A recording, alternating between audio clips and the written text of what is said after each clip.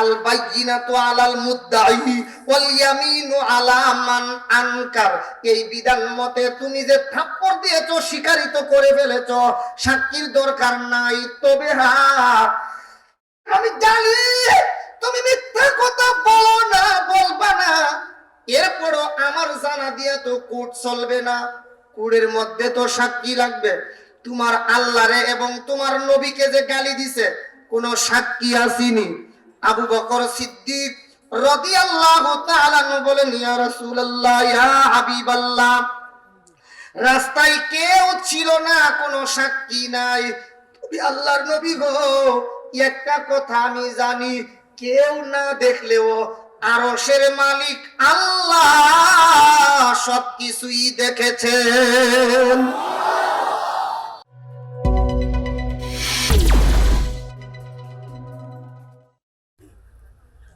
আলহামদুলিল্লাহি ওয়াহদা ওয়াসসালাতু ওয়াসসালামু আলা মান লা নাবিয়্যা বা'দা। أما بعد فأعوذ بالله من الشيطان الرجيم. بسم الله الرحمن الرحيم. إن الله يأمر بالعدل والإحسان وإيتاء ذي القربى وينهى عن الفحشاء والمنكر والبغي يعظكم لعلكم تذكرون. وعن عقبة بن عامر رضي الله تعالى عنه قال: لقيت رسول الله صلى الله عليه وسلم فقلت يا رسول الله من نجا؟ قال أملك عليك لسانك وليسعك بيتك وابك على خطيئتك. وعن أبي سعيد الخدري رضي الله تعالى عنه قال: قال رسول الله صلى الله عليه وسلم: من أكل طيبا وعمل في سنة وأمن الناس بوائقه دخل الجنة. وعن أبي هريرة رضي الله تعالى عنه قال: قال رسول الله صلى الله عليه وسلم: ثلاثة لا يكلمهم الله يوم القيامة ولا يزكيهم، وفي رواية ولا ينظر إليهم ولهم عذاب أليم. شيخ زان وملك كذاب، وفي رواية وملك جائر وعائل مستكبر.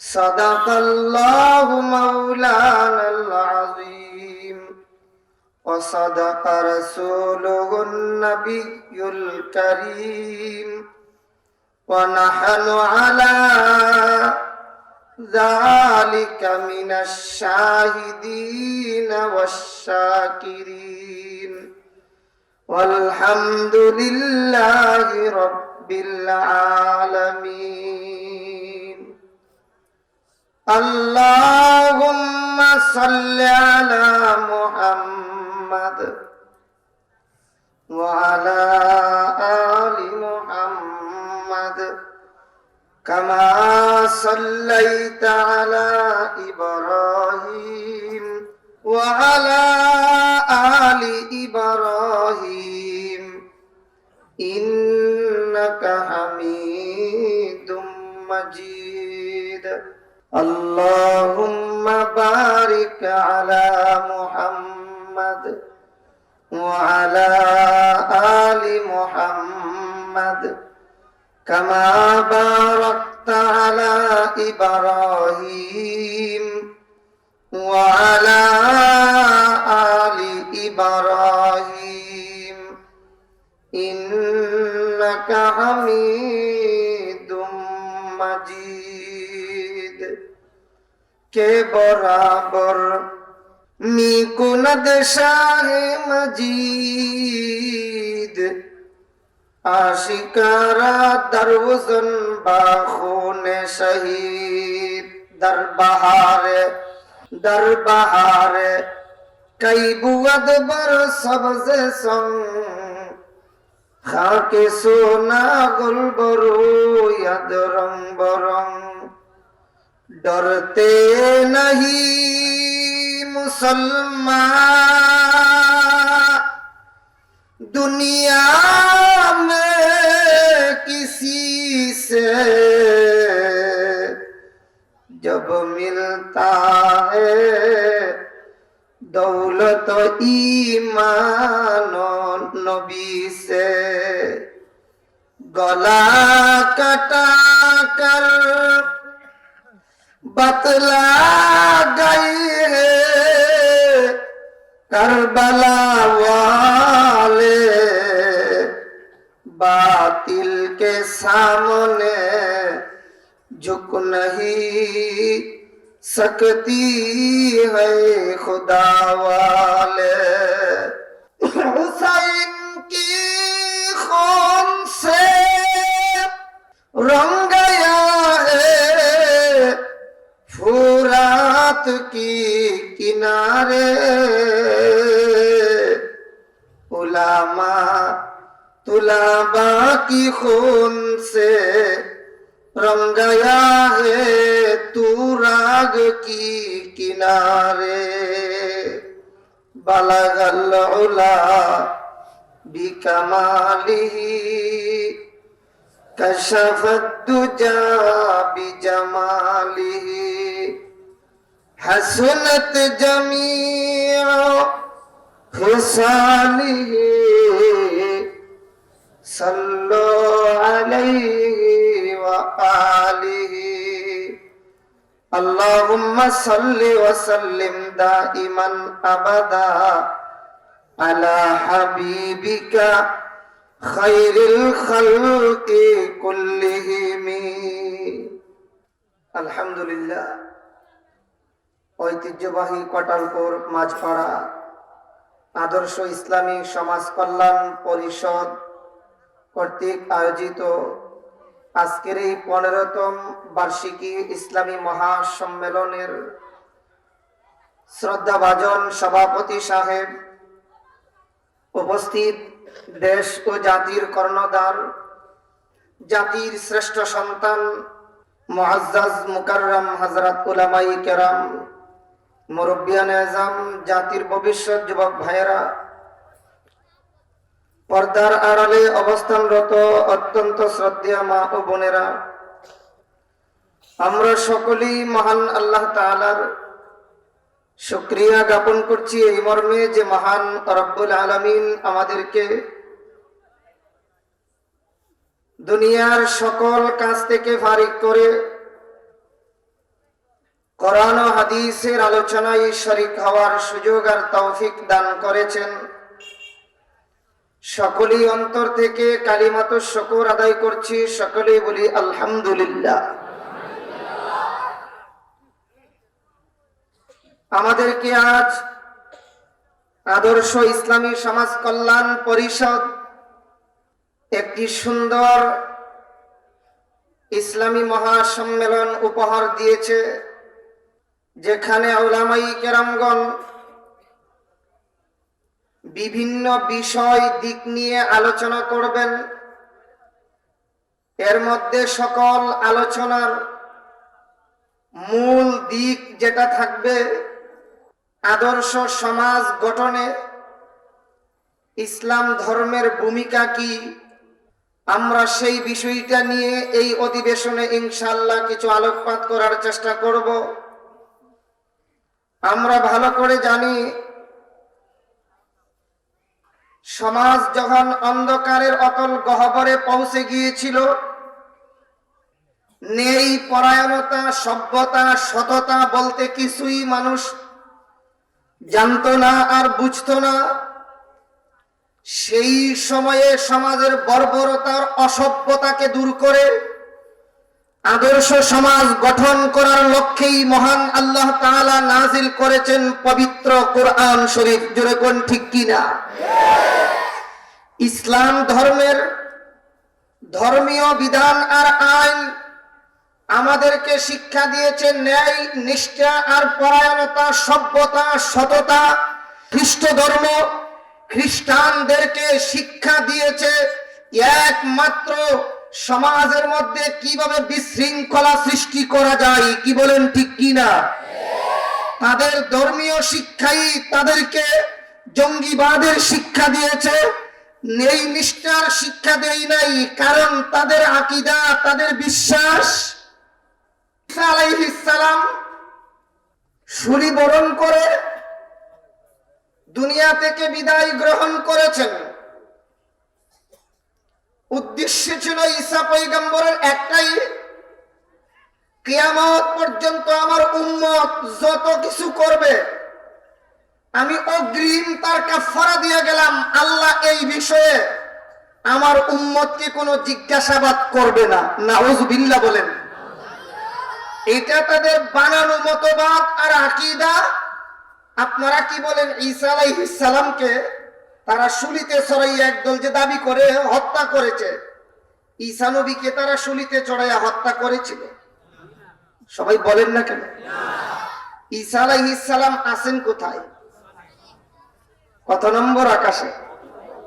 চতুর্থ আকাশে। আল্লাহ ঈসা পয়গম্বরকে চতুর্থ আকাশে উঠিয়ে নিয়ে গেছেন। তারা ফোন দিয়ে ছিল ঈসা নবীকে তারা মেরে ফেলবে, হত্যা করে ফেলবে। আল্লাহ তাআলা আল্লাহর কুদরত ব্যবহার করে আল্লাহ ঈসা আলাইহিস সালামকে চতুর্থ আকাশে উঠিয়ে নিয়ে গেলেন। আল্লাহ বলে দিলেন, ওয়ামা কাতালুহু ওয়ামা সালাবুহু ওয়ালাকিন শুববিহা লাহুম। তারা ঈসা আলাইহিস সালামকে হত্যাও করতে পারে নাই, শুলিতেও চড়াইতে পারে নাই। ওয়ালাকিন শুববিহা লাহুম, বরং তারা তাদের দাদাই পড়েছে, সন্দেহের মধ্যে তারা পড়ে গেছে। ঈসা নবীকে তারা হত্যাও করে নাই, শুলিতেও চড়াইতে পারে নাই। তো তাদের একদল দাবি করে, ঈসা আলাইহিস সালাম আমরা যত আকাম কুকাম করব এই সব কিছুর অগ্রিম জরিমানা আর কাফারা দিয়া গেছেন। ঈসা নবী শুলিবিদ্ধ হয়ে আমাদের সবকিছুই ক্ষমা করে চলে গেছে। তাদের ধর্মীয় বিশ্বাস, বানানো বিশ্বাস তাদেরকে সন্ত্রাস বানায়। কি বলেন ঠিক কিনা? আর ইসলাম ধর্মের বিধান আমরা ভালো করে জানি, সন্ত্রাস হতে দেই না। আমাদের আকীদা, বিশ্বাস আল্লাহ তাআলা কোরআনেও বলে দিয়েছেন, মুসলমান যত আমল করবে একদিন সব কিছু তার আমল নামায় লিখিত পাবে। ওয়াজাদু মা আমিলু হাদিরা, যত আমল করব সবকিছুই আমল নামায় হাজির থাকবে, লিপিবদ্ধ থাকবে। আরো স্পষ্ট ভাষায় আমরা জানি, ফামাইয়ামাল মিসকালা যাররাতিন খাইরান ইয়ারা ওয়া মাইয়ামাল মিসকালা যাররাতিন শাররান ইয়ারা। সামান্যতম ভালো কাজ করলেও তার উত্তম প্রতিদান আল্লাহর কাছে পাওয়া যাবে। সামান্যতম জাররা, অনুপরিমাণ খারাপ কাজ করলেও তার শাস্তি আল্লাহর দরবার থেকে ভোগ করতে হবে। কি বলেন ঠিক কিনা? আমাদের ধর্মীয় বিশ্বাস আমাদেরকে সন্ত্রাস হতে দেই না, তাদের ধর্মীয় বিশ্বাস তাদেরকে সন্ত্রাস বানায়। তাইলে বোঝা গেল বিশ্বে আসমানের নিচে যত সন্ত্রাসী কর্মকাণ্ড হয়, মুসলমানেরা সন্ত্রাস নয়, খ্রিস্ট ধর্ম যারা পালন করে তারাই সন্ত্রাস। যেরকম ঠিক কিনা? ভালো করে আমাদের জানা দরকার, আল্লাহ তাআলা সেই অন্ধকারের অতল গহ্বর থেকে সমাজকে আদর্শ সমাজ রূপে গঠন করার জন্য যত কিতাব দুনিয়াতে প্রেরণ করেছেন, এর মধ্যে প্রসিদ্ধ 4খানা কিতাবের কথা আমরা সবাই জানি। মশহুর সুপ্রসিদ্ধ কই কিতাব? তাওরাত, জবুর, ইনজিল, কোরআন শরীফ। তাওরাত কিতাব আল্লাহ তাআলা নাজিল করেছেন আল্লাহর পয়গম্বর হযরত মূসা আলাইহিস সালামের উপর। জবুর কিতাব নাজিল করেছেন দাউদ আলাইহিস সালামের উপর। ইনজিল কিতাব নাজিল করেছেন ঈসা আলাইহিস সালামের উপর। পবিত্র কোরআন শরীফ নাজিল করেছেন আমার আপনার নবী, বিশ্ব নবী মহামানব মুহাম্মদুর রাসূলুল্লাহ সাল্লাল্লাহু আলাইহি ওয়াসাল্লামের উপর। মূসা আলাইহিস সালাম চলে গেছেন, তাওরাত কিতাবের তালিম শেষ। দাউদ আলাইহিস সালাম চলে গেছেন, জবুর কিতাবের তালিম শেষ। ঈসা আলাইহিস সালাম চলে গেছেন, ইনজিল কিতাবের তালিম শেষ। আমাদের নবীজিও চলে গেছেন, কোরআন শরীফের তালিমও শেষ। হ্যাঁ, সবাই বলেন, আরো জোরে বলেন। আসমান জমিন থাকবে যতদিন, পবিত্র কোরআন শরীফের তালিমও থাকবে ততদিন। জোরে কোন ঠিক কিনা? মূসা পয়গম্বর চলে গেছেন, তাওরাত কিতাবের তালিম শেষ। দাউদ আলাইহিস সালাম চলে গেছেন, জবুর কিতাবের তালিম শেষ। ঈসা পয়গম্বর চলে গেছেন, ইনজিল কিতাবের তালিম শেষ। আমার আপনার নবী চলে গেছেন, কুরআন শরীফের তালিম শেষ না। কিয়ামত পর্যন্ত কোরআনে পাকের তালিম থাকবে। কি বলেন ঠিক কিনা? নবী নাই, নবী দুনিয়া থেকে বিদায় হয়ে গেছেন। এই কোরআনের তালিম এখন কাদের কাছ থেকে শিখব? হক্কানি উলামায়ে কেরামদের নিকট থেকে। কি বলেন ঠিক কিনা? কাদের নিকট থেকে? হক্কানি। শুধু উলামায়ে কেরাম বললে হবে না, এখন একটা শব্দ লাগাইতে হবে, হক্কানি উলামায়ে কেরামগণ। কারণ এখন এমন লোক আছে, টুপি আছে, পাগড়ি আছে, দাড়ি আছে, জুব্বা আছে, নুরানি চেহারা আছে, এরপর আসমানের নিচে এমন ঘটনা দেখা যায় ইংরেজ ইহুদিদের দালালির টাকা খাইয়া মুসলমানদের বিরুদ্ধে কথা বলে। কি বলেন ঠিক কিনা? এজন্য হক্কানি উলামায়ে কেরামদের কাছ থেকে কোরআনের তালিম আমরা গ্রহণ করব। কি বলেন ঠিক কিনা? তারা কোনোদিন টাকা খাইয়া ইহুদিদের দালালি করতে পারে না। টুপি আছে, দাড়ি আছে, পাঞ্জাবি আছে, জুব্বা আছে, পাগড়ি আছে, এরপরও বর্তমান বিশ্বের ইতিহাসে এমন ইতিহাস অভাব নাই যে সবকিছু আছে এরপরও ইহুদিদের দালালি করে। কি বলেন ঠিক কিনা? চেহারা দেখলে তো একেবারে নুরানি চেহারা দেখা যায়। এই জন্য ভালো করে বোঝা দরকার, লিবাসে খিজরিয়া মে সাইকুড়ু রাহজন বি রাহতে হ্যায়, লিবাসে খিজরিয়া মে সাইকুড়ু রাহজন বি রাহতে হ্যায়। খিজির আলাইহিস সালামের মতো দেখতে দেখা যায়, এরপর এর ভিতরে সন্ত্রাসী কর্মকাণ্ড পাওয়া যায়। জোরে কোন ঠিক কিনা? কোরআনে পাকে খাঁটি অনুসরণ যারা করবে, হক্কানি উলামায়ে কেরামদের অনুসরণ যারা করবে, মুহাদ্দিসে কবির শাইখুল হাদিস আল্লামা শিহাবুদ্দিন বাবা বরকাতুহুর মতো হক্কানি লোকের অনুসরণ যারা করবে, তারা কোনোদিনও সন্ত্রাসী আর ইহুদি দালালদের এজেন্ট হতে পারে না। জোরে কোন ঠিক কিনা? এই আদর্শ ইসলামী সমাজ কল্যাণ পরিষদ আমাদেরকে একটি আদর্শ সমাজ উপহার দিতে চাই। আগের নাম যেটা ছিল সেই নামেরও উদ্দেশ্য ছিল এটাই, আদর্শ সমাজ গঠন করা। কিন্তু দেখা যায় আমাদের সমাজে একটা কথা আছে, নামে নামে জমে টানে। একদম জঙ্গি সন্ত্রাসীরা তাদের সংগঠনের নাম দিয়েছিল হিজবুল্লাহ। ওই তাদের সন্ত্রাসী কর্মকাণ্ডের কারণে এই সংগঠনের প্রতি অনেকের কারাগার পড়েছে। অসুবিধা নাই, পরিবর্তন করে বাংলায় আমাদের নাম দেওয়া হয়েছে আদর্শ ইসলামী সমাজ কল্যাণ পরিষদ। আল্লাহ এই পরিষদের লক্ষ্য বস্তুকে আমরা যেন বাস্তবায়ন করতে পারি, তৌফিক দান করুন। সকলে বলি আমিন। একটাই লক্ষ্য উদ্দেশ্য, আদর্শ সমাজ গঠন করা। বলেন আদর্শ সমাজ, আরো আসতে কর, আদর্শ সমাজ গঠন করা, এটাই আমাদের উদ্দেশ্য। আদর্শ সমাজ যখন গঠন হবে, সমাজে জঙ্গি থাকতে পারবে, সন্ত্রাস এবং সন্ত্রাসী থাকতে পারবে না। এই মর্মে আল্লাহ তাআলা বলেন সূরাতুন নাহলের 90 নম্বর আয়াতে, আমরা যে আয়াত তিলাওয়াত করেছি সূরাতুন নাহলের 90 নম্বর আয়াত, আর পাশাপাশি 3খানা হাদিস তিলাওয়াত করেছি। আল্লাহ তাআলা বলেন ইন্নাল্লাহা ইয়া'মুরু বিল আদল, নিশ্চয়ই আল্লাহ নির্দেশ দিচ্ছেন ন্যায় বিচারের। কি বিচারের? সবাই বলেন কি বিচারের? ন্যায় বিচারের। আল্লাহ ন্যায় বিচারের নির্দেশ দিচ্ছেন। এটা বোঝা গেল আদর্শ সমাজ গঠনের জন্য প্রথম যেই জিনিসটা দরকার সেটা হলো, সবাই বলি, ন্যায় বিচার। আল্লাহ তাআলা মূসা আলাইহিস সালামকে নবুয়ত দান করে সর্বপ্রথমই বলেন ইযহাব ইলা ফিরআউনা ইন্নাহু তাগা। হে মূসা, ফিরআউনের কাছে দ্বীনের দাওয়াত নিয়ে যাও, এটা সীমা লঙ্ঘনকারী সেরকাশ। ফিরআউনের কাছে প্রথম পাঠালেন, হুকুম দিলেন কেন?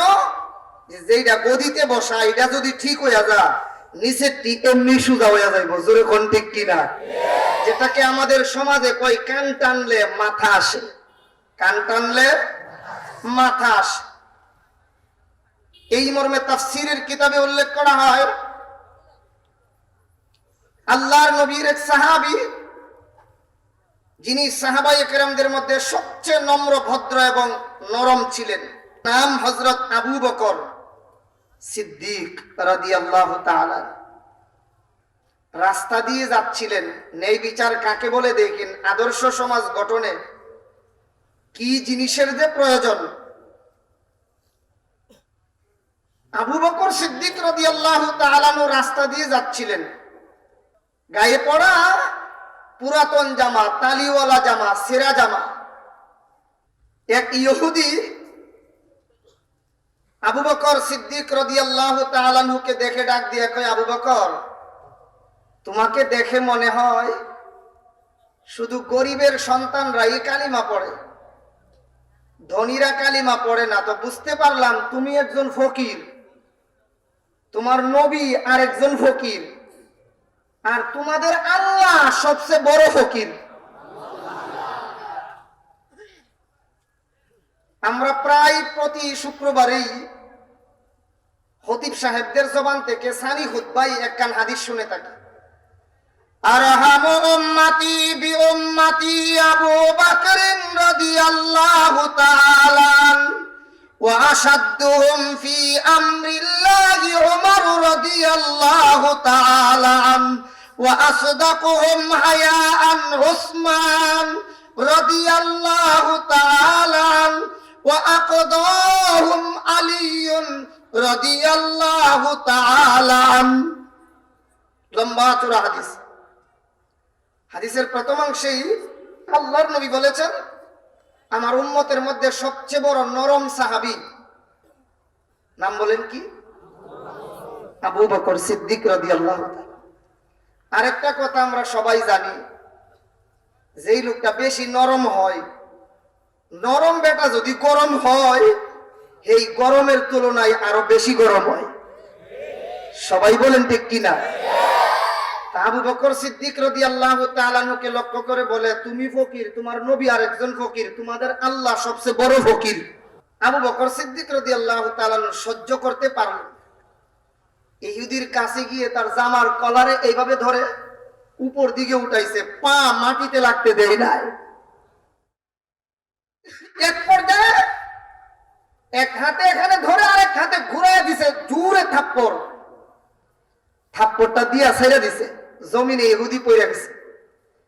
কিছুক্ষণ পর পরিপূর্ণ হুশ যখন ফিরে আসছে, ইহুদি এদিক সেদিক তাকায়া দেখে কেউ দেখছে কিনা। যখন তাকায়া বুঝতে পারলো যে কেউ দেখে নাই, আস্তে আস্তে সুন্দর করে চলে যায় আর মনে মনে কয়, মানওয়ালার মান আল্লাহই রাখে, কেউ দেখছে না, অসুবিধা নাই। কিন্তু রাস্তা দিয়ে যায় আর চিন্তা করে, গালে তো আর এই কথা বুঝে না, কেউ যে দেখছে না, গালে তো আর বুঝে না, তুষের আগুন গয়ে গয়ে জ্বলে, সহ্য তো করতে পারতেছি না। একটা মিথ্যা মামলা সাজাইয়া আবু বকর সিদ্দিক রাদিয়াল্লাহু তাআলা আনহুর কাছ থেকে প্রতিশোধ নিতে হবে। কি মামলা? আরো জোরে কোন, কি মামলা? আরো জোরে, কি মামলা?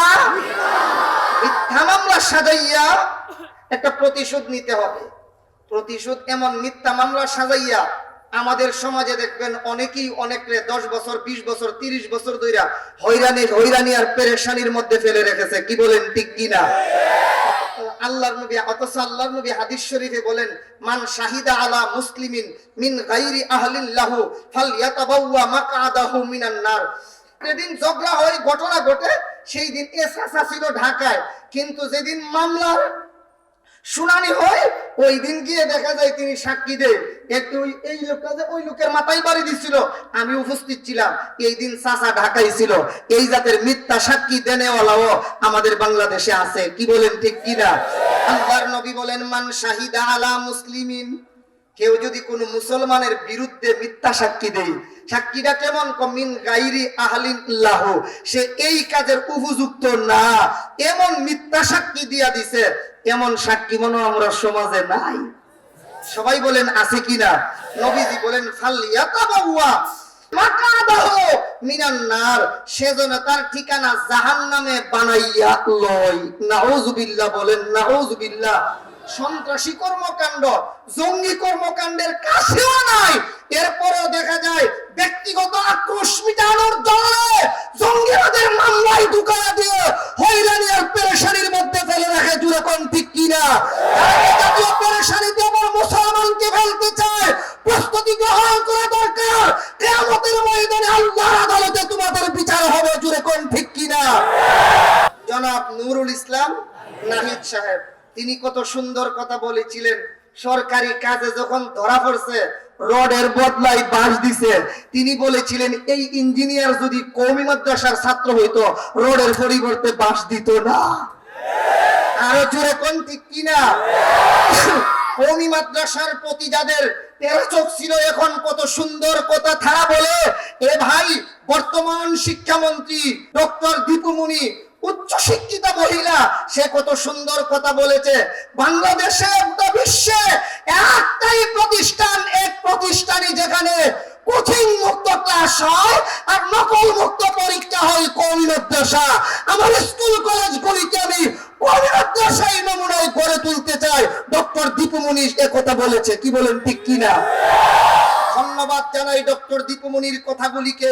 ৩য় নম্বরে তিনি প্রস্তাব রেখেছেন, প্রত্যেকটা প্রতিষ্ঠানে বাধ্যতামূলক নামাজের ব্যবস্থা থাকতে হবে। বানায়া বলছি না, বাস্তব? বাস্তব কথা বললেও কি আবার বলবেন, হুজুর মনে হয় আওয়ামী লীগ করে। বাস্তব কথা তো স্বীকার করতে হবে। কি বলেন, ঠিক কিনা? তিনি প্রস্তাব রেখেছেন, প্রত্যেকটা প্রতিষ্ঠানে বাধ্যতামূলক নামাজের ব্যবস্থা রাখতে হবে। ৪র্থ নম্বরে উনি প্রস্তাব করেছেন, প্রত্যেকটা স্কুলে একজন ধর্মীয় টিচার রাখতে হবে, ধর্ম শিখাবে একজন ধর্মীয় টিচার রাখতে হবে। সাথে একটা শব্দ লাগাইছে, শুধু টিচার না, কওমি মিয়া সাহেব। আলহামদুলিল্লাহ বলবেন না? কওমি মিয়া সাহেব লাগবে। কওমি মাদ্রাসা থেকে ফারেক হইছে, এমন একজন ধর্মীয় টিচার প্রত্যেক স্কুলের মধ্যে বাধ্যতামূলক নিয়োগ দিতে হবে। আল্লাহ উনার কথাগুলিকে বাস্তবায়ন করার তৌফিক দান করুন। এই কথাগুলি যদি বাস্তবায়ন করতে পারে আমাদের আদর্শ সমাজ ইনশাআল্লাহ আস্তে আস্তে গঠন হবে। কি বলেন ঠিক কিনা? বলতেছিলাম হযরত আবু বকর সিদ্দিক রাদিয়াল্লাহু তাআলা আনহু। আবু বকর সিদ্দিক রাদিয়াল্লাহু তাআলা আনহু থাপ্পড় দিয়ে ইহুদিকে ছেড়ে দিল। সে কিছুক্ষণ পর দেখে যে ব্যথা তো আর সহ্য করতে পারতেছি না, একটা মিথ্যা মামলা সাজাইয়া আবু বকরের কাছ থেকে প্রতিশোধ গ্রহণ করতে হবে। মামলাটা সত্য না মিথ্যা? মামলা সাজাইছে। মামলার আর্জিটা হলো এই যে পড়ে গিয়ে বলবো আমি রাস্তা দিয়ে আসতেছিলাম, আবু বকর সিদ্দিক আমাকে দেখাই ধইরা তাপ্পড় শুরু করছে। আপনারা কি বলেন? আবু বকর দেখাই ধইরা তাপ্পড় শুরু করছিল না? কারণ আছে। ওই যে গাঙ্গের মরা কুড়া দিয়া টাইম না আনে, বুঝেননি? আমার গ্রাম্য মাত বুঝেননি আপনারা? গাঙ্গের মরা কুড়া দিয়া টাইম না আনে, এর তো এই অবস্থা। জোরে কোন ঠিক কিনা? আরেকটা আছে আমাদের আঞ্চলিক প্রবাদ বাক্য, খালকাইটা কুমির আনে। খালকাইটা কুমির আনা আর গাঙ্গের মরা কুড়া দিয়া টাইম না আনা যেমন, ইহুদির অবস্থাটা তো হইলো এমন। কি বলেন ঠিক কিনা?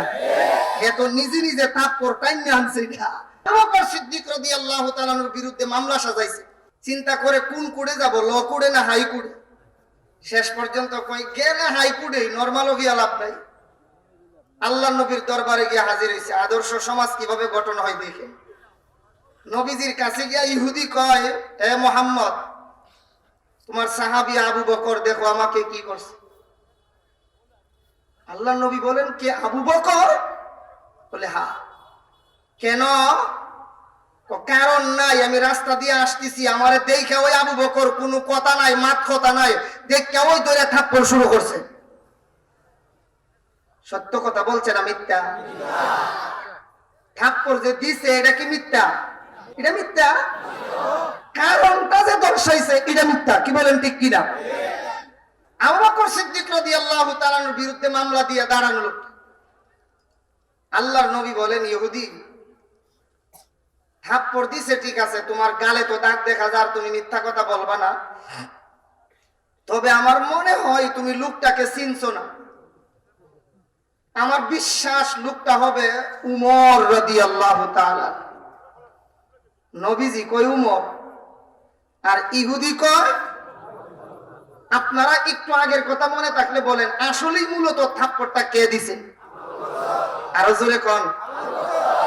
আবু বকর সিদ্দিক রাদিয়াল্লাহু তাআলা আনহুই থাপ্পড় দিছে। আল্লাহর নবী বলেন, ইহুদি আমার বিশ্বাস হয় না আবু বকর নম্র ভদ্র সাহাবী এমন কাজ করতে পারে। হয় না হুজুর? আমি আবু বকর কেও চিনি, উমর কেও চিনি, আমারে থাপ্পড়টা দিছে আবু বকর। এই কথা বলা বলি করতে করতে আবু বকর সিদ্দিক রাদিয়াল্লাহু তাআলা আনহু আয়েশা হাজির। যেখানে বাঘের ভয় সেখানেই রাত হয়। আমি ডাক দিয়ে বলেন, আবু বকর, এই যে লোকটা দেখা যায় তোমার বিরুদ্ধে মিথ্যা মামলা সাজাইয়ে আসছে, তুমি নাকি তাকে থাপ্পড় দিয়েছ, এই লোকটাকে তুমি চিনো কি?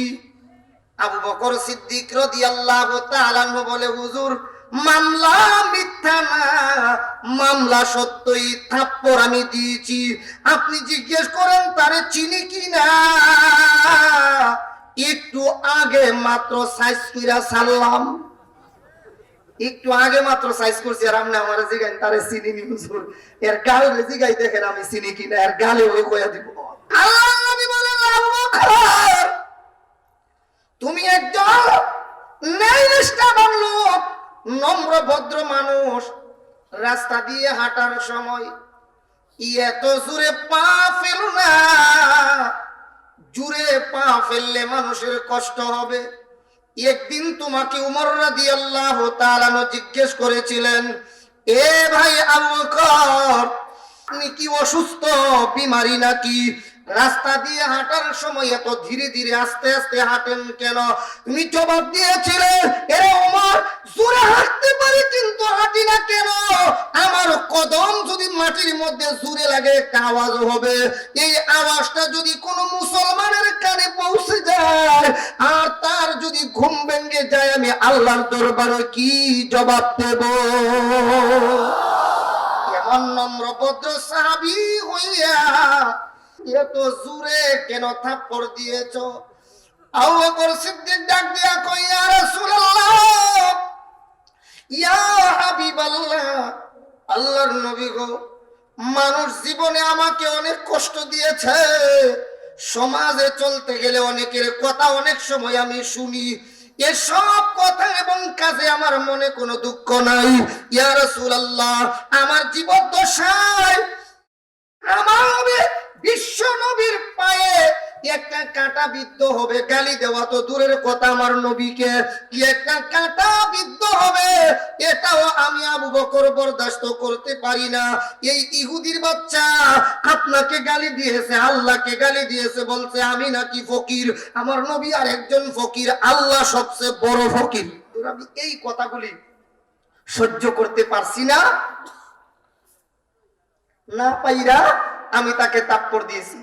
আল্লাহর নবী কই, ইহুদি এই যে কথাগুলি বলছে কি সত্য না মিথ্যা?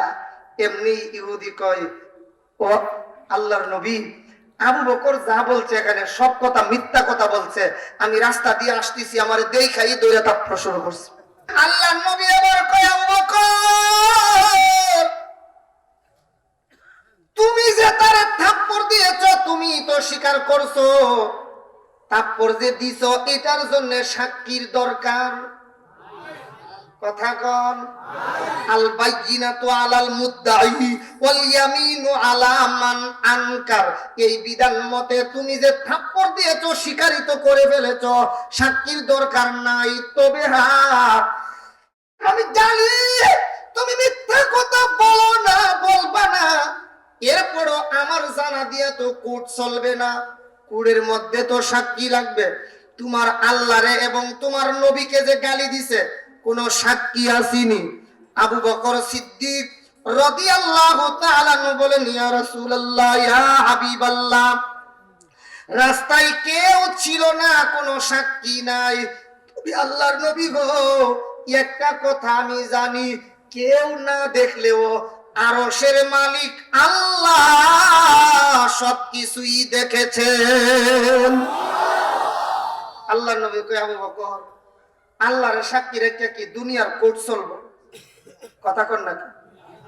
14 তারিখের ওয়ার্ল্ড ভ্যালেন্টাইন্স ডে 7 তালার ছাদের উপর গিয়া অথবা পার্কে গিয়া রাত 3টার সময় একটা আরেকটারে হাতে ধইরা আবেগের সুরে কয়, আজকে 14 তারিখে ওয়াদা করো আমি তোমাকে ছাড়া বিয়া করব না, আল্লাহরে সাক্ষী রেখে বিয়া করলাম।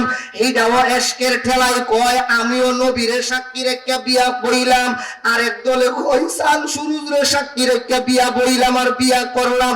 ফতোয়ার কিতাবে আসছে চন্দ্র সূর্যকে সাক্ষী রেখে আল্লাহ এবং রাসূলকে সাক্ষী রেখে 30,000 বার যদি বিয়া করে বিয়া হইতো। আরো জোরে কোন বিয়া হবে না। আল্লাহর এক নবীর সাক্ষী রেখে বিয়া করে, এই জাত ফতোয়াও আমার কাছে মাঝে মধ্যে আয়। কই হুজুর, আল্লাহ এবং রাসূলের সাক্ষী রেখে বিয়া করছিলাম, হুজুর এখন তো কোনো এক কারণে আর তার কাছে যাইতে পারি না, বিয়ে করতে পারবো না, এখন কি হুজুর তালাক লাগবো নি? আমরা লিখে দেব ফতোয়া দিয়া যে না, 30,000 বার এই জাতের বিয়া করলেও ইতা বিয়া হইছে না। আল্লাহর নবী কয়, আবু বকর, কোর্ট চালাইতে গেলে এখানে দুনিয়ার সাক্ষী লাগবে। আবু বকর সিদ্দিক রাদিয়াল্লাহু তাআলা বলেন, ইয়া রাসূলুল্লাহ, আমার পক্ষে দুনিয়ার কোনো সাক্ষী নাই, তবে হ্যাঁ, আল্লাহ যদি কোরআনের আয়াত নাজিল করে জানায়া দেন, এটা তো স্পেশাল কথা, কি বলেন ঠিক কি না? সেটা হলে ভিন্ন কথা। নবীজি আবার বলেন, আবু বকর প্রস্তুতি গ্রহণ করো, ইহুদিরে যেইভাবে তুমি থাপ্পড় দিয়েছিলা এখন ইহুদি তোমাকে থাপ্পড় দেবে, কারণ সারা তুমি এমনিতেই অহেতুক এই লোকটারে থাপ্পড় দিলা কেন, এখন ইহুদি তোমাকে পুনরায় আবার থাপ্পড় দেবে। সুবহানাল্লাহ। আমরা সমাজে আপন লোক হইলে হেলু বললেই শেষ, এখানে নবীজি আবু বকর সিদ্দিক রাদিয়াল্লাহু তাআলার পক্ষে। এরপরও তিনি বলেন, না হুজুর, আমি গালি দিয়েছি ঠিক আছে। শেষ পর্যন্ত আবু বকর সিদ্দিক রাদিয়াল্লাহু তাআলা প্রস্তুতি গ্রহণ করতেছেন থাপ্পড় খাওয়ার জন্য, আর ইহুদি প্রস্তুতি গ্রহণ করতেছে থাপ্পড় দেওয়ার জন্য। এমন সময় আমার আল্লাহ জিব্রাইল আলাইহিস সালামকে ডাক দিয়ে বলেন, জিব্রাইল, আমার নবী রাস্তায় ছিলেন না, রাস্তার কাহিনী জানেন না, রাস্তার কাহিনী দেখেন নাই, রাস্তার কাহিনী শুনেন না, তাড়াতাড়ি যাও, আমি আল্লাহ তো শুনেছি, এই খবরটা গিয়া আবু বকরের পক্ষে গিয়া আমায় আল্লাহর পক্ষ থেকে সাক্ষী দিয়া নবীর কানে কানে জানায়া দিয়ে আসে। লাকাদ সামিআল্লাহু কাওলাল্লাযীনা ক্বালু ইন্নাল্লাহা ফাকীরু ওয়া নাহনু আগনিয়া।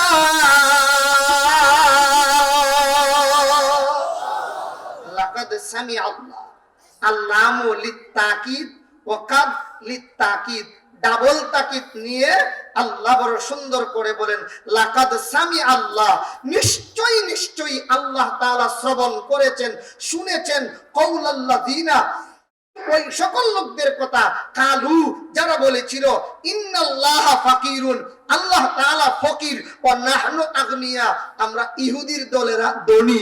আবু বকর যা বলেছে সত্য কথা বলেছে। ইহুদি গালি দিয়েছিল, এখন শাস্তির বয়ে মিথ্যা কথা বলে আল্লাহর নবীকে জানাইয়া দেওয়ার পর নবীজি রায় পরিবর্তন করে দিলেন। নবীজি জিজ্ঞেস করেন, ইহুদি, তুমি না বলেছিলা গালি দেও নাই, এখন দিয়ে আল্লাহ আমারে জানাইয়া দিলেন? ইহুদি কই, হুজুর আমি কি জানতাম আপনার আল্লাহ যে কোরআনের আয়াত নাজিল কইরা ওহী নাজিল কইরা জানাই দিব, আমি তো এই কথা জানতাম না। সুবহানাল্লাহ, জোরে বলেন সুবহানাল্লাহ। নেই বিচার কাকে বলে? রাসূল করিম সাল্লাল্লাহু আলাইহি ওয়াসাল্লামের যুগে কুরাইশ বংশের এক মহিলা চুরি করে ফেলেছে, চুরির বিচার হবে। সাহাবায়ে কেরাম ভাবতেছেন কুরাইশ বংশের মহিলা চুরি করছে, আর চুরি করলে বিচার কি? সবাই বলেন না কেন? হাত কাটা, হাত কেটে ফেলবে, কুরাইশ বংশের মান সম্মান ইজ্জত নষ্ট হবে। সাহাবায়ে কেরাম ভাবলেন যে নবীজির কাছে একটু সুপারিশ করা দরকার, যেন বিচারটা একটু হালকা করে, হাত না কাইটে একটু আঙ্গুল যদি কাইটা দেয়, নবীজির কথা ঠিক রইল, বিচার ঠিক রইল, বিচারটা একটু হালকা হইলে কুরাইশ বংশের ইজ্জত সম্মান ঠিক থাকবে। তো নবীজির কাছে এই সুপারিশটা করবে কে? সাহস কারো হয় না। তবে সম্মিলিতভাবে একটা পরামর্শ করছে। নবীজির পালিত পুত্র যায়েদ বিন হারিসা রাদিয়াল্লাহু তাআলা, যায়েদের এক ছেলে ছিল যার নাম ছিল উসামা রাদিয়াল্লাহু তাআলা। সাহাবায়ে কেরাম পরামর্শক্রমে ছোট বাচ্চা উসামাকে বললেন, উসামা, তুমি তোমার দাদার কাছে গিয়ে এই কথাটা বলবা যে, দাদা, কুরাইশ বংশের মহিলা, আমি আপনাদেরকে আর কতবার বলবো যে মানুষ জায়গা হচ্ছে না, এদিকে কষ্ট পাইতেছেন, ওইদিকে কোনাটা এখনো কিছু খালি আছে, একটু কষ্ট করে বসাই দেওয়ার চেষ্টা করেন, এদিকে আনার চেষ্টা করেন, আর ওইদিকে পর্দা বিছাই দেন। মাশাআল্লাহ। আল্লাহুম্মা সাল্লি আলা মুহাম্মাদিন নাবিয়্যিল উম্মি ওয়া আলা আলিহি ওয়া সাল্লিম তাসলিমা। আল্লাহুম্মা সাল্লি আলা মুহাম্মাদিন নাবিয়্যিল উম্মি ওয়া আলা আলিহি ওয়া সাল্লিম তাসলিমা। আল্লাহুম্মা সাল্লি আলা মুহাম্মাদিন নাবিয়্যিল উম্মি ওয়া আলা আলিহি ওয়া সাল্লিম তাসলিমা। যায়েদ বিন হারিসার ছেলে উসামা রাদিয়াল্লাহু তাআলা আনহুকে সাহাবায়ে কেরাম সম্মিলিতভাবে বললেন, উসামা, তুমি গিয়ে নবীজির কাছে এই কথা বলবা, কুরাইশ বংশের মহিলা বিচারটা যেন একটু হালকা করে দিই। আর আমরা ভালো করে জানি, নানা এবং দাদা যারা নিজের ছেলের চেয়েও নাতিরে মহব্বত করে বেশি। সবাই বলেন না কেন? আল্লাহ নবীজি এইভাবে হেলান দিয়ে বসা, নবীজির কুলে গিয়ে বসছে উসামা রাদিয়াল্লাহু তাআলা। একটা পা এদিকে, আরেক পা এদিকে, এক হাত এদিকে, আরেক হাত নবীজির কাঁধের উপর, এইভাবে নবীজিকে ধরে নবীজির কান মুবারক আর উসামার মুখ একেবারে বরাবর আস্তে কইরা বলে, দাদা, একটা কথা বলতাম। বলে, কি কথা? এই যে কিছুক্ষণ পরেই একটা বিচার করবেন, চুরির বিচার। এই মহিলাটা কুরাইশ বংশের মহিলা, তো বিচারটা হাত না কাইটা যদি আপনি একটু হালকা করে একটু আঙ্গুল কেটে দেন, তাহলে আপনার বংশের ইজ্জত রক্ষা হয়। কথাটা শোনা মাত্রই আল্লাহর নবীর চেহারা মুবারক লাল হয়ে গেছে, চোখ লাল হয়ে গেছে, কপালের চামড়া জমে গেছে। নবীজি দাঁড়ায় বলেন, সাহাবায়ে কেরাম, এত বড় সাহস তোমাদের, তোমরা আমার কাছে সুপারিশ করার সাহস পাও না, উসামাকে দিয়ে আমার কাছে সুপারিশ করেছো। কুরাইশ বংশের মহিলা কেন? আল্লাহর কসম, আমার মেয়ে ফাতিমা যদি হয় আর চুরিতে ধরা পড়ে আঙ্গুল কাটবো না। ইসলামের বিধান শান্তির সমাজ গঠনে কুরআন যেই কথা বলেছে, ফাতিমা হলে আমি ফাতিমার হাত কেটে দেবো, আঙ্গুল কাটবো না। আমার কাছে স্বজন প্রীতি নাই। আল্লাহু আকবার জুড়ে বলেন। এতে ছিল নবীজির আদর্শ সমাজ গঠনে ভূমিকা। এজন্য হাদিস শরীফে আসছে, আল্লাহর নবী বড় সুন্দর করে বলেন, ওয়ান উকবাত ইবনে আমির রাদিয়াল্লাহু তাআলা আনহু قال لقيت رسول الله صلى الله عليه وسلم فقلت يا رسول الله من نجا قال املك عليك لسانك وليسعك بيتك ওয়াবকি আলা খাতিআতিক। উকবা ইবনে আমির রাদিয়াল্লাহু তাআলা বলেন, আল্লাহর নবীজির সাথে আমার সাক্ষাৎ। লাকিতু রাসূলুল্লাহি সাল্লাল্লাহু আলাইহি ওয়াসাল্লাম ফাকুলতু ইয়া রাসূলুল্লাহ মান নাজা। নবীজির সাথে সাক্ষাৎ করলাম, নবীজিকে বললাম, ইয়া রাসূলুল্লাহ, মুক্তির পথ কোনটা? সমাজে যে শান্তি আসতেছে না, শান্তির সমাজ কিভাবে গঠন হবে? আল্লাহর নবী এক নম্বরেই বলেন, আমলিক আলাইকা লিসানাক, তোমার জবানের হেফাজত করবা। হাত দিয়া তো কাউকে কষ্ট দিবাই না, এই মুখ দিয়েও কাউকে কষ্ট দিবা। আল মুসলিমু মান সালিমাল মুসলিমুনা মিন লিসানিহি ওয়া ইয়াদিহি। নবীজি বলেন, প্রকৃত মুসলমান ওই ব্যক্তি যে তার হাত এবং মুখ থেকে অপর মুসলমান নিরাপদে থাকে। আল্লাহু আকবার জোরে বলেন। নবীজি এক নম্বরে বলেন, আমলিক আলাইকা লিসানাক, জবানের হেফাজত করবা। ওয়াল ইয়াসাকা বাইতুক, যথাসম্ভব যতটুকু সম্ভব ঘরের ভিতরে থাকো, বাইরের পরিবেশ এত ভালো না।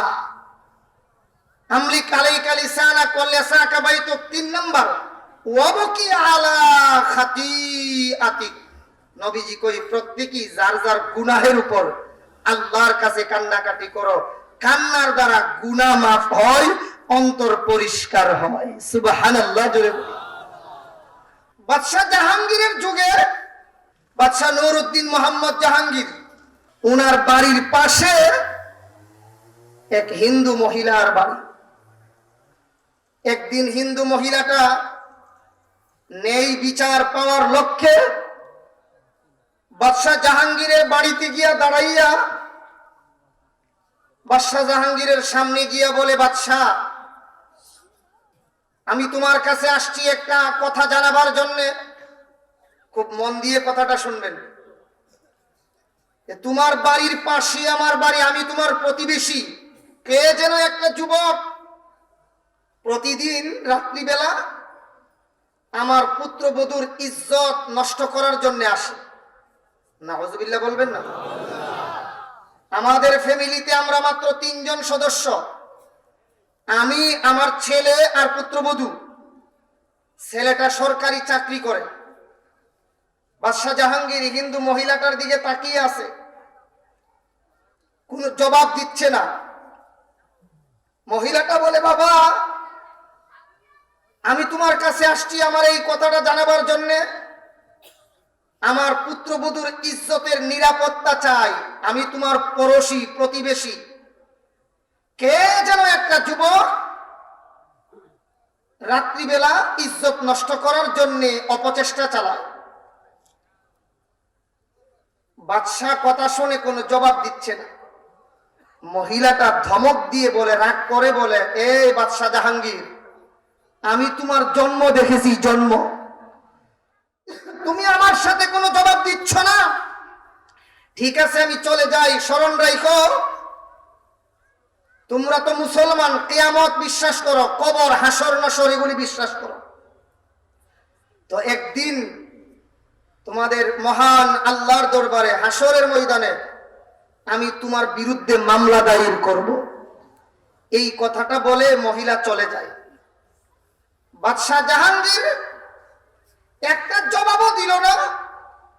রাত্রিবেলায় বাদশাহ জাহাঙ্গীর একটা তলোয়ার হাতে নিয়ে মহিলার বাড়ির দিকে রওনা দিছে। পড়োশি প্রতিবেশী, পাশেই তো বাড়ি, বাড়ির পাশে যায় আর দেখে গেইটের মধ্যে একটা যুবক একটা ঘোড়া নিয়ে দাঁড়ানো, আর ভেতর থেকে একটা তরুণীর কণ্ঠে চিৎকারের আওয়াজ শোনা যায়, বাঁচাও বাঁচাও বাঁচাও। তিনি আর বুঝতে বাকি রইল না যে বাড়ির ভিতরে কোনো অপকর্ম হচ্ছে আর এ পাহারাদারি করতেছে, কেউ যেন আসতে না পারে। তিনি সর্বপ্রথম এই যুবকের মাথা কেটে দিল। বাড়ির ভিতরে দেয়াল টপকাইয়া ঢুকলো। দুইকাই গিয়ে দেখে ওই বৃদ্ধা মহিলাটা ঘরের দরজায় হাতের মধ্যে একটা ল্যাম্প নিয়ে দাঁড়ানো আছে। বাদশাহ জাহাঙ্গীর ডাক দিয়া বলে, মা বাতিটা আগে নিবাও। জাহাঙ্গীরের কথা শুনে মহিলা বাতি নিভিয়ে দিল। বাতি নিবানোর পর ঘরের ভিতরে প্রবেশ করে দেখে কে যেন এক যুবক এই বৃদ্ধা মহিলার পুত্রবধূর ইজ্জত সম্ভ্রম নষ্ট করার জন্য অপচেষ্টা চালাচ্ছে। আর মাথার চুলে মুষ্টি বেঁধে এভাবে ধরেই তার যুবকের দেহ থেকে মাথাটাকে আলাদা করেছে। অল্পক্ষণ পরেই বলে, মা এবার বাতি জ্বালা। বাতি জ্বালাইছে, এভাবে মাথাটার দিকে তাকাইয়া চেহারার দিকে তাকিয়ে আলহামদুলিল্লাহ বলে মাথাটা ছেড়ে দিয়েছে। ছেড়ে দিয়ে বলে, মা আমাকে এক গ্লাস পানি পান করাও, এক গ্লাস পানি। মহিলাটা এক গ্লাস পানি আইনা দিলে বাদশাহ জাহাঙ্গীর পানি পান করে চলে যায়। আর বলে গেছে, মা 11টার দিকে আমার কাছে তোমার পুত্রবধূকে নিয়ে যাও, তোমাদের সাথে আমার কথা আছে। নির্ধারিত সময়ে মহিলা আর পুত্রবধূকে নিয়ে বাদশাহ জাহাঙ্গীরের দরবারে গিয়া হাজিরা দিয়েছে। অনেকক্ষণ কথোপকথনের পর এক পর্যায়ে মহিলাটা বলে, বাদশাহ আমার বাড়িতে গিয়ে বলেছিলা বাতি নিবাইবার জন্যে, কারণটা কি একটু জানতে চাই। পানি চেয়েছিলে, মনে হচ্ছিল খুব তৃষ্ণার্ত পিপাসার্ত, এই অবস্থায় পানি চাইলা কেন আর পানি পান করলা কেন? এই দুই প্রশ্নের জবাব চায়। বাদশাহ জাহাঙ্গীর ডাক দিয়া বলে, মা আমি তোমার বাড়িতে গিয়ে বলেছিলাম বাতি নিবাইবার জন্য, এর আসল কারণ হলো তুমি যখন আমার বাড়িতে আইসা বলেছিলে আমার বাড়ির পাশে তোমার বাড়ি, কে যেন একজন যুবক রাত্রিবেলায় ইজ্জত নষ্ট করার জন্য যায়। আল্লাহর কসম তখন আমার সন্দেহ লাগছিল আমার ছেলে ছাড়া তোমার বাড়িতে আর কেউ যায় না। এই সন্দেহের কারণে বলেছিলাম বাতি নিভাও, কারণ ঘরে প্রবেশ করে যখন দেখবে এটা আমার সন্তান, আমি বাবা হিসাবে মায়া লেগে যাবে, নেই বিচার করতে পারবো না, এজন্য বলেছি বাতি নিভাও।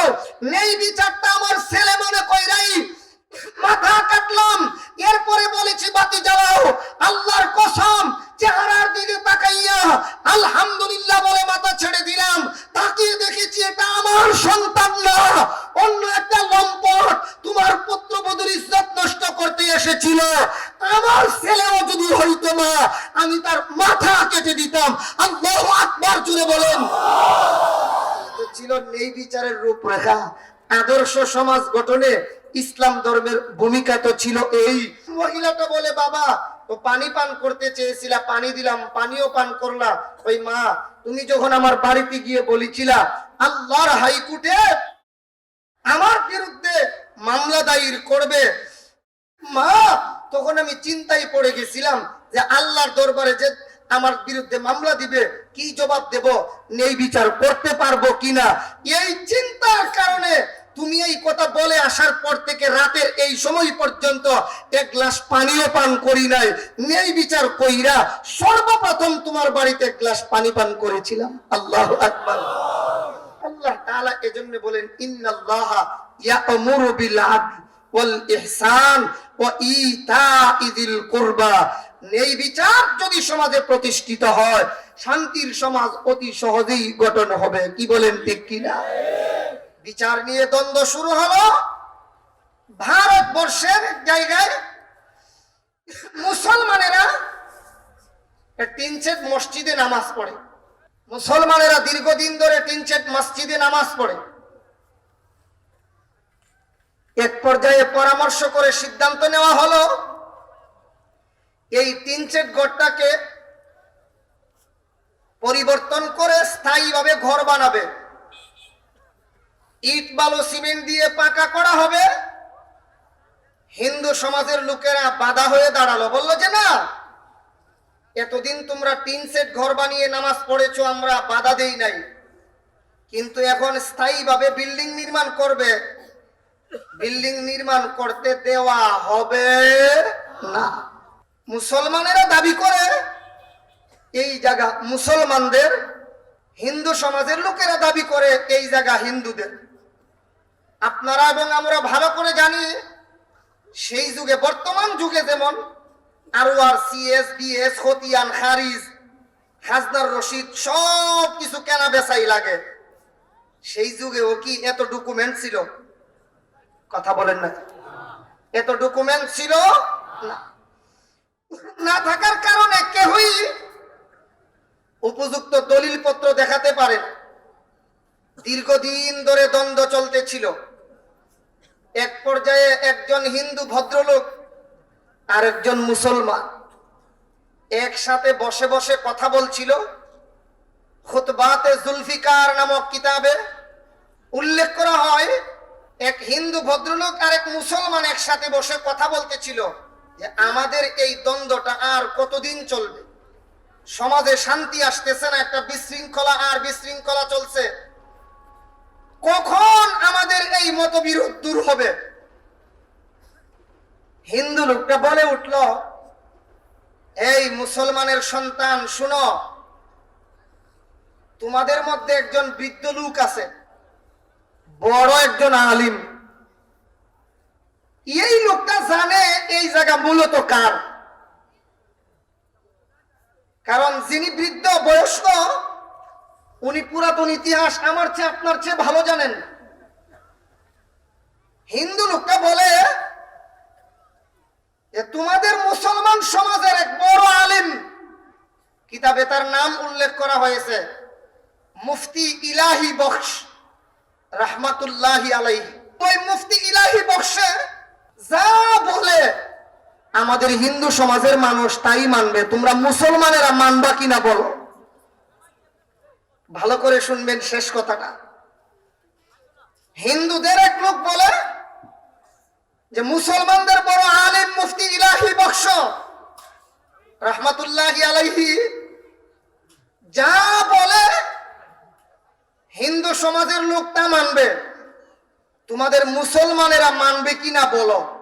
আপনারা কি বলেন? মুসলমানদের বড় আলেম কথা বলবে, এটা কি মুসলমানেরা মানবে না? সবাই বলেন। মুসলমান খুব খুশি। মুসলমানেরা ভাবছিল যে আমাদের আলিম তিনি তো আমাদের পক্ষেই কথা বলবে, ইসলামের বিধান কি আমাদের লোক হইলেই আমাদের পক্ষে কথা বলবো অন্যায় ভাবে? কথা বলেন, অন্যায় ভাবে? এটা কি ইসলামের বিধান?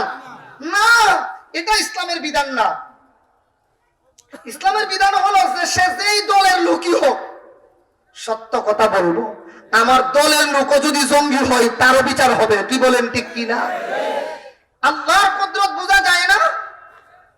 মুফতি ইলাহি বখশ রাহমাতুল্লাহর কথা শুনে মুসলমানেরা এক বাক্যে মেনে নিল যে তিনি যা বলে আমরা তা মানি।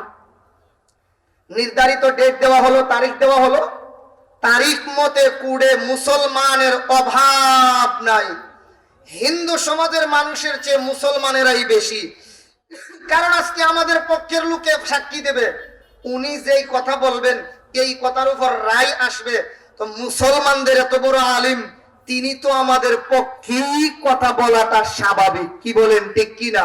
তবে ভালো করে মনে রাখতে হবে, কুড়ের মধ্যে যিনি ফাইসালা দেবেন তিনি মুসলমান ছিল না, বিধর্মী লোক। সাক্ষী যা বলে এই কথার উপর তিনি রায় দেবেন। মুফতি ইলাহি বক্স রাহমাতুল্লাহি আলাইহিকে কোর্টে উঠানো হলো। তিনি দাঁড়িয়ে প্রথমেই শপথ বাক্য পাঠ করলেন, যাহা বলিব সব সত্য বলিব, মিথ্যা বলিব না। কোর্ট থেকে প্রশ্ন করা হয়, মুসলমানদের বড় আলিম মুফতি ইলাহি বক্স, আপনি বলুন এই যে টিন শেড মসজিদ বানানো এই জায়গাটা কি মুসলমানদের না হিন্দুদের? তিনি কোর্টে গিয়া দাঁড়ায়া বলেন, মুসলমান যদি 1012 হেরে যায় এরপরও আমি ইলাহি বক্স মিথ্যা কথা বলবো না, সত্য কথা বলবো। ইসলাম ধর্ম এটাই শিক্ষা দিয়েছে, আর আমার নবী সদা সর্বদা সত্য কথা বলেছেন। সত্য বইলা যদি হেরে যায়, হেরে যাওয়ার মধ্যেও জিত আছে, কি বলেন ঠিক কিনা? আমি মিথ্যা কথা বলবো না। ওই বলেন এই জায়গা কার? সংক্ষিপ্ত জবাব দেন।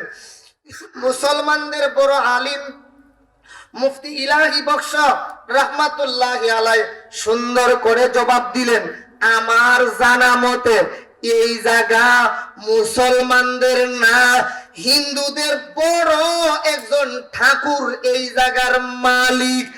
এবার রায় দিল বিধর্মী লোকের পক্ষ থেকে, ম্যাজিস্ট্রেট ফাইসালা দিল 3 কথার উপর। বলেন কই কথা? আরো জোরে, আরো জোরে। মুসলমান হেরে গেল। বলেন মুসলমান। ইসলাম জিতে গেল। কোন ইসলাম? হিন্দুরা রায় পেল। মুসলমান হেরে গেল, ইসলাম জিতে গেল, হিন্দুরা রায় পাইল। 3 কথার উপর ফাইসালা দেওয়া হলো। মুসলমান হেরে গেল, ইসলাম জিতে গেল, হিন্দুরা রায় পাইল। হিন্দুদের সকল লোকে এক বাক্যে বড় বড় ঠাকুররা কয়, কিরে আমরা কিসের ধর্ম গ্রহণ করলাম? মুসলমান হারলে ইসলাম ধর্ম হারে না। এত সুন্দর ধর্ম তারা পালন করে, রায় পাইও আমাদের ধর্ম জিততে পারলো না। মুসলমান হেরে গেল, ইসলাম জিতে গেল, হিন্দুরা রায় পাইল। রায় পাওয়ার পরেও আমাদের ধর্ম জিততে পারলো না। আসো সকলে মিলে ওই ধর্ম গ্রহণ করি যেই ধর্ম আল্লাহর কাছে পছন্দনীয়। ইন্নাদ-দীনা ইনদাল্লাহিল ইসলাম। সকলে মিলে এক বাক্যে কালিমা পড়ে ইসলাম ধর্ম গ্রহণ করে ফেলেছে। আর সকলে মিলে বলল, জায়গা আমাদের, আমরা রায় পাইছি, ঠিক আছে, এখন আমরাও কালিমা পড়ে ফেলছি। এই মুহূর্তে আমরা সকলে সম্মিলিতভাবে হিন্দু সমাজের সবাই মিলে এই জায়গা মসজিদের নামে ওয়াকফ করে দিলাম। এখন মসজিদ নির্মাণ করা হবে, এখানে কেউ বাধা দিবে না। একটা সত্য কথা বলার কারণে আদর্শ সমাজ গঠন হয়ে গেছে। এই জন্য বাবারা ভাইয়েরা, আদর্শ সমাজ গঠনের জন্য আমরা কি আপনাকে এই আদর্শ ইসলামী সমাজ কল্যাণ পরিষদ যে সুন্দর এক মাহফিল উপহার দিয়েছে, যেই কথাগুলির আলোচনা এখানে একের পর এক উলামায়ে কেরামগণ করে যাচ্ছেন, আমরা সেই বিষয় ভিত্তিক কথাগুলির উপর ইনশাআল্লাহ আমল করব। আল্লাহ আমাদেরকে তৌফিক দান করুন। সকলে বলে আমিন। সুবহানাকা রাব্বিকা রাব্বিল ইজ্জাতি আম্মা ইয়াসিফুন ওয়া সালামুন আলাল মুরসালিন আলহামদুলিল্লাহি রাব্বিল আলামিন।